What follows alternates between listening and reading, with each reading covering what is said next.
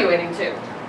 For the past 16 years, math teacher, RS1 team lead, and math team sponsor Marianne Razzino has been spreading the love of math to Jefferson students. Math is, to me, very satisfying because there's an answer to it, and it might be hard to figure out that answer, but you can figure out that answer and you can know that you figured out that answer. Ms. Razzino is not just a current teacher at Jefferson, but also a former student as well. I graduated in 1998.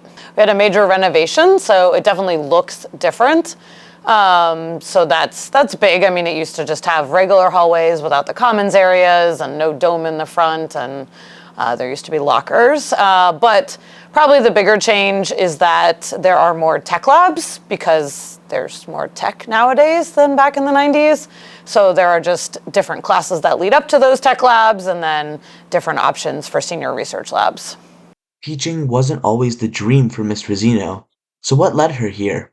When I was a little kid, I thought it was very reasonable that I would be a teacher, and then at night, after school, I would be a librarian. And then on the weekends, I would be a florist. I always thought I'd be a teacher, and I always loved math. At some point in time, I thought maybe I'd be an architecture professor. But yeah, once I made the switch to going back to math in college, I was like, oh, I guess I could be a math teacher. And then someone at some point said, are you gonna try to teach at TJ? And I was like, oh, I never even thought about that. Between attending and teaching at Jefferson, Ms. Razzino has created many memorable moments here. We were at freshman elections one time, and I think at other schools, if you're in class elections, I don't know how much attention people would be paying, but we were in part of the gym and all the freshmen were in the bleachers and they were listening to their candidates for office speak. And they were quiet and they were respectful, and in the background you could just hear click, click, click, click, because people were doing Rubik's Cubes. And I think that is something that probably wouldn't happen at other schools. So that was just a funny, you're at TJ when the only sound that's happening is Rubik's Cube clicking.